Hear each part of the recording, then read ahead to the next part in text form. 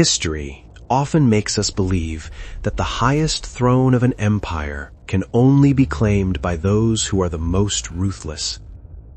Yet thousands of years ago, across the barren lands of ancient Persia, one king proved otherwise. He conquered the world not by burning cities, but by opening their gates. Welcome back to historaBlend. Tonight, let the dust of the fallen Achaemenid Empire whisper softly to us about the King of Kings, a ruler whose life embraced the world, yet whose final moments dissolved into 3 fragments of a mystery that have never truly found their owner. Long before the name Cyrus echoed from the borders of Greece to the valleys of the Indus River, around the year 600 BCE, the world stood beneath the shadow of a single towering power, the Median Empire. And at the peak of the throne in Ecbatana sat Astyages, a tyrant king who understood one brutal truth: absolute power always comes with absolute fear. No blade could pierce the walls of his palace, no army dared challenge his cavalry, yet the tyrant was defeated by his own sleep. According to the Greek historian Herodotus, Astyages was haunted by a strange nightmare. In his dream, he saw his own daughter, Mandane, urinating so much that the flood swallowed the capital and then drowned the whole of Asia. The Magi, the priests who interpreted dreams, read the omen with pale faces. They whispered that the child born from Mandane's womb would one day devour Astyages' throne. Consumed by paranoia, the king refused to marry his daughter to a noble of Media. Instead, he sent Mandane away, marrying her to Cambyses, a prince of Persia. To Astyages, Persia was nothing more than a distant vassal land, a harsh country of shepherds and humble farmers. From such a weak bloodline, he believed, no threat could ever rise. But fate always finds a way to mock human arrogance. In the first year of Mandane's marriage, the king awoke again in terror. This time, the dream was far worse. He saw a vine growing from his daughter's womb. The vine spread wildly, its tendrils crawling across the land until its dark leaves cast a vast shadow over the entire sky of Asia. This time, the interpretation was no longer a whisper. It was a death sentence. The tyrant's daughter was with child, and the life breathing within her was the storm destined to sweep the Median Empire from the face of the earth. For Astyages, there was only one choice. That umbilical cord must be cut with a sword. In the cold throne room of Ecbatana, Astyages summoned Harpagus, his most trusted general, the most loyal commander in the entire empire. To him, the tyrant delivered a command that froze the blood, an absolute order.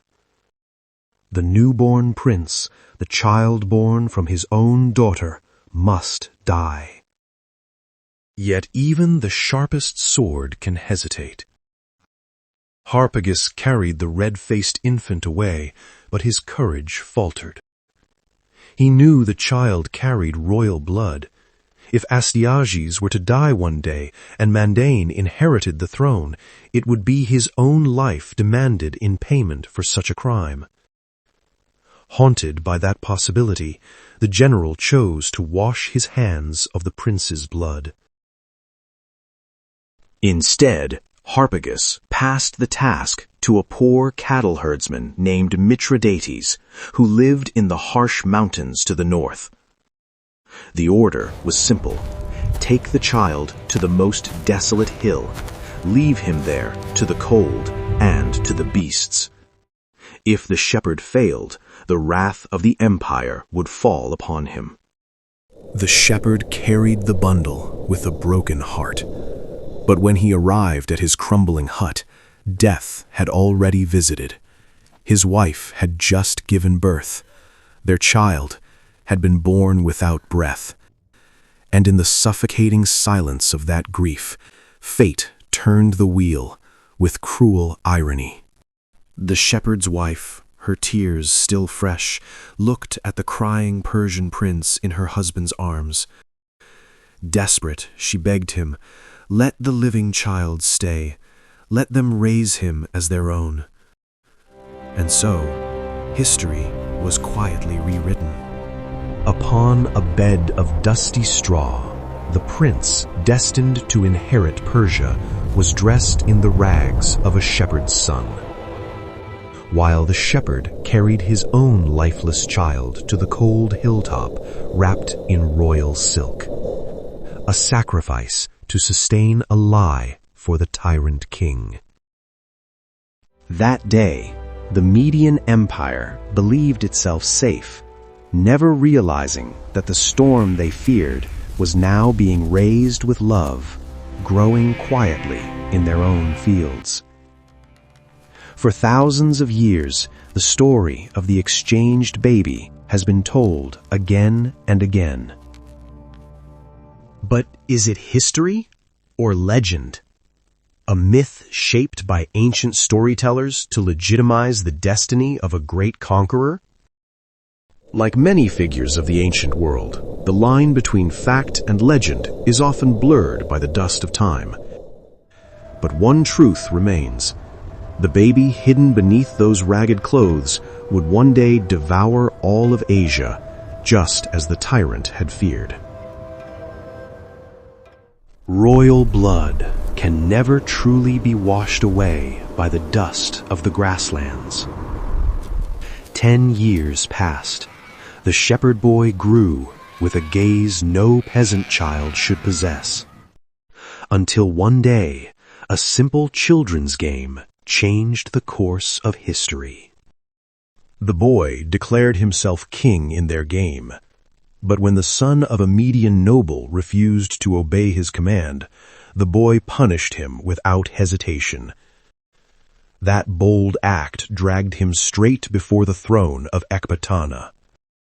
And when Astyages looked into the boy's eyes, the tyrant froze. Behind the rough clothes, he saw the face of his daughter. He saw the blood of his own dynasty. The grandson who was meant to die now stood before him, alive. Yet the Magi, eager to calm the king's fear, whispered a convenient interpretation. The prophecy had already been fulfilled, they said. The boy had become king in a child's game.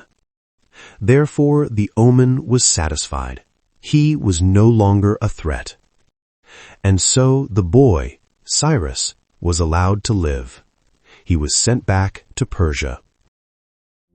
But for Harpagus, the price of his disobedience was only just beginning. Astyages summoned him. Pretending to celebrate the return of his grandson, the king prepared a lavish feast. Before Harpagus was served tender roasted meat. The general ate gladly, never suspecting that thrones have their own brutal ways of demanding vengeance.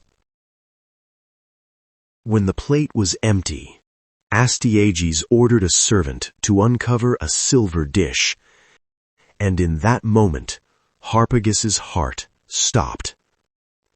Inside the dish lay the head, hands, and feet of his own son.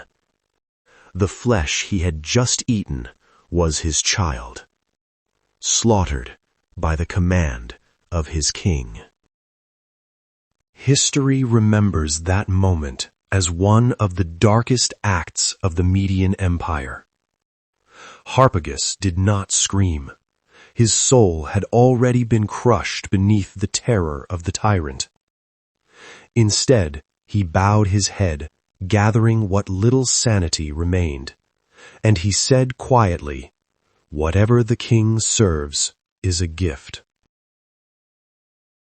The general returned home, carrying the remains of his son in silence. But within that silence, the most terrible seed of vengeance had been planted. For years, Harpagus nurtured that hatred, waiting for Cyrus to grow into a man capable of leading the Persian clans.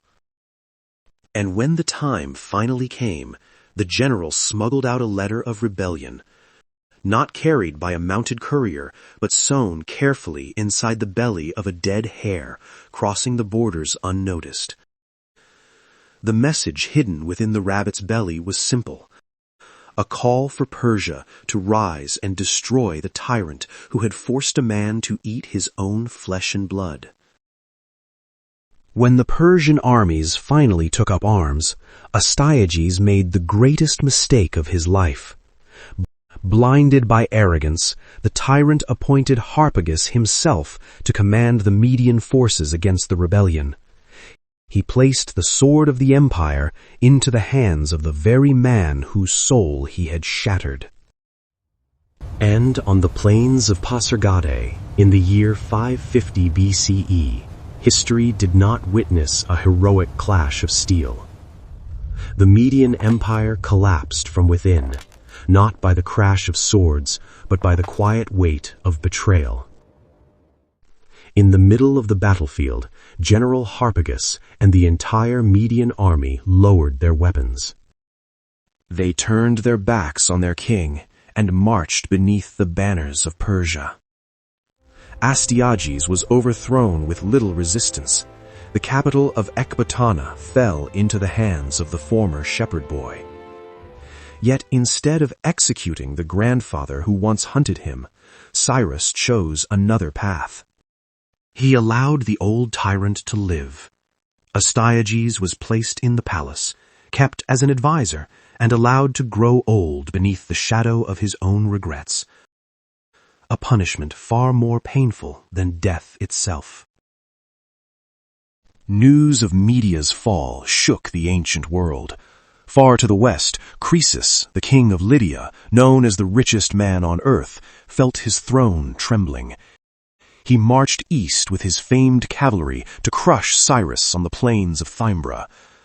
On paper, Persia was outnumbered. The Lydian cavalry was considered the most lethal fighting force of its time. But the King of Kings did not fight with muscle. He fought with mind. Cyrus gathered the supply camels from the rear of his army and placed them along the front line. When the Lydian cavalry charged, the wind carried the sharp scent of the camels. The pure-bred war horses of Lydia, animals that had never seen or smelled such desert beasts, panicked. The greatest cavalry force in the world collapsed into chaos. Horses reared, scattered, and threw their riders to the ground before a single sword could even be raised. Lydia fell. And once again, the conqueror proved his strange anomaly.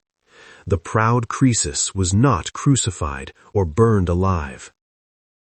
Cyrus extinguished the flames prepared for his execution, pulled him down from the stake, and made him his friend.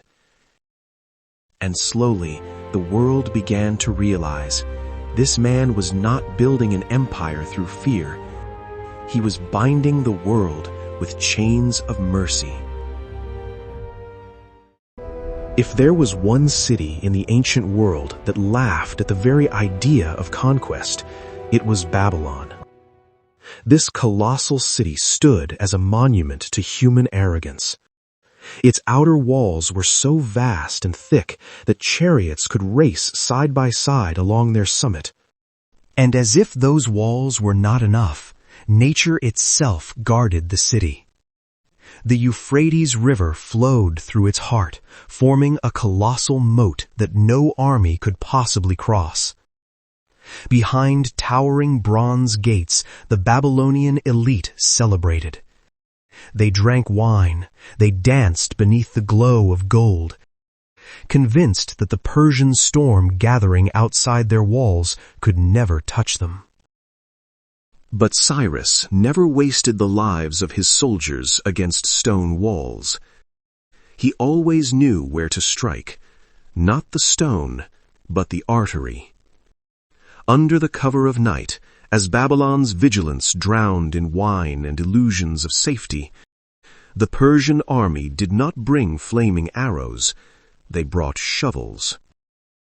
Far upstream, miles from the city itself, Cyrus ordered his men to divert the flow of the Euphrates River into a vast artificial lake. A mad strategy, one no rational commander would ever attempt. Slowly, patiently, the water level inside the city began to fall. From chest height to the waist, then finally to the knees. And through the now unguarded river gates, the army of the former shepherd stepped silently into Babylon. They moved through the darkness along the muddy riverbed. That night, the most impregnable city in Mesopotamia fell, without a single gate being broken, and almost without a drop of blood. Yet the greatest surprise of Babylon's fall was not Cyrus's brilliant strategy. It was what happened the next morning. When dawn rose over the city, Babylon's streets were not filled with corpses, massacres were the screams of prisoners. Instead, the conqueror stood in the city square and issued a proclamation that left the ancient world in stunned silence. He did not enslave the conquered. Instead, he ordered that the gods taken by Babylon be returned to their rightful temples. And for the Jewish people, who had endured decades of exile and suffering, Cyrus opened the road home. He funded the rebuilding of their holy temple in Jerusalem. To them, the king of Persia was no ordinary ruler. He was an anointed one, a savior sent from heaven. Upon a small clay cylinder, Cyrus inscribed his name and the principles of his rule. He proclaimed the end of forced servitude, he guaranteed freedom of worship, and he allowed every people to live without fear. An artifact that thousands of years later would be recognized by the world as the first declaration of human rights. On that day, the dust of Babylon bore witness to a rare truth. True and absolute power is not the ability to destroy, it is the wisdom to forgive. Under his rule, the Persian Empire stretched from the Aegean Sea in the far west to the valleys of the Indus River in the distant east. No ruler before him had ever held so much of the earth in his grasp. Yet history obeys a quiet, unbreakable law. Even the greatest shadow is eventually swallowed by the night. And in 530 BCE, the light of the empire's founder began to fade. Ironically, the final moments of the man who built this vast dominion were never carved upon his own monuments. It was as if the conqueror allowed his last breath to disappear into the desert winds, leaving future historians to search among scattered fragments of memory. Without a definitive record, the world inherited 3 different stories about the end of Cyrus the Great, and each of them carries its own kind of sorrow. The first version is the darkest one. It comes from Herodotus, a story of tragedy, arrogance, and a mother's vengeance. According to Herodotus, even in old age, Cyrus never stopped conquering. He marched his armies northward, into the deadly steppes where the Massageti lived, a fierce nomadic people, ruled by Queen Tomarus. In one of the battles, Cyrus used a cunning trap that led to the death of the queen's son. That night, beneath the cold, open sky, Tomarus swore an oath. She would satisfy the Persian king's thirst with blood. In the battle that followed, history turned. The once unstoppable army of Cyrus was shattered, and the king himself fell upon the battlefield. Herodotus records a chilling detail. Tomarus found Cyrus's body, cut off his head, and plunged it into a leather sack filled with human blood. Fulfilling her vow that the king who thirsted endlessly for power would finally drown in a sea of blood. A tragic end for a ruler remembered for mercy. Then there is the second version, the account of the historian Ctesias. Here there is no Queen Tomarus and no severed head. According to Ctesias, Cyrus met his end in a war against the Derbaces, a brutal battle in which the enemy unleashed war elephants brought from India. Amid the chaos, a Derbaces warrior's spear pierced the king's thigh. Cyrus did not die immediately. He was carried back to his tent. But for days, the poison and infection from the wound spread, slowly draining his life. Until at last, the great conqueror died in unbearable pain. A slow ending for a man whose rise had been so swift. And then there is a third version, one written by Xenophon in his work Cyropedia, an ending that feels far more fitting. According to Xenophon, no enemy blade ever touched the king. Cyrus grew old peacefully.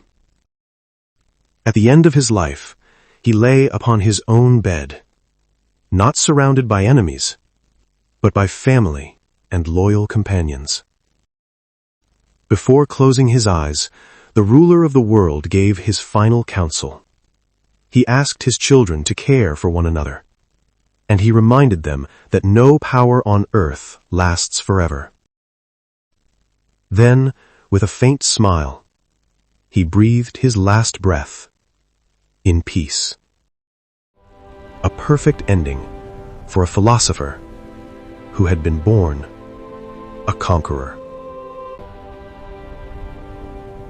And now we return to the present. We stand in the middle of a modern civilization, loud, restless, and dazzling with technology.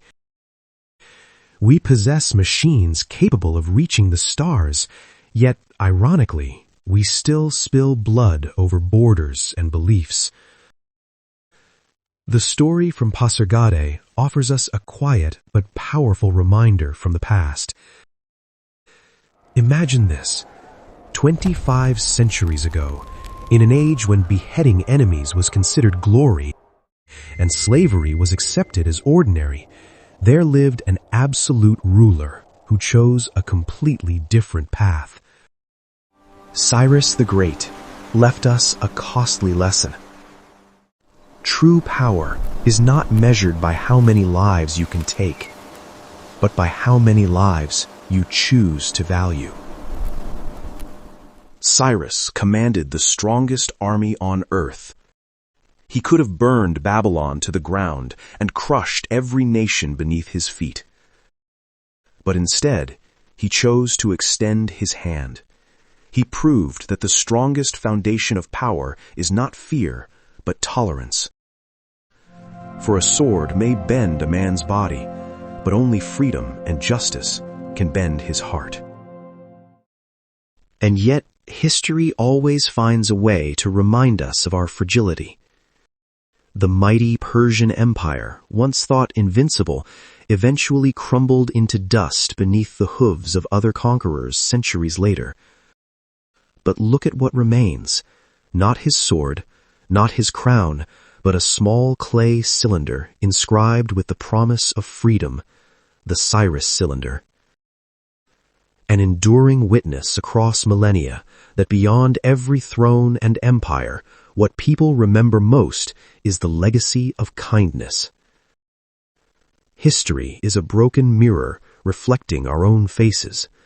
Our task is not merely to remember the names of kings who have died, but to ensure that in a world still often dark, we do not lose our humanity. Tonight's story has reached the far edge of the desert winds. Let us roll up this weathered scroll, carried by the winds of Pasargadae.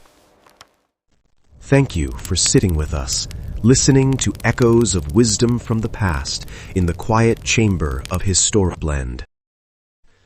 Keep the ink of history from running dry, until we meet again on the next journey through time. Good night.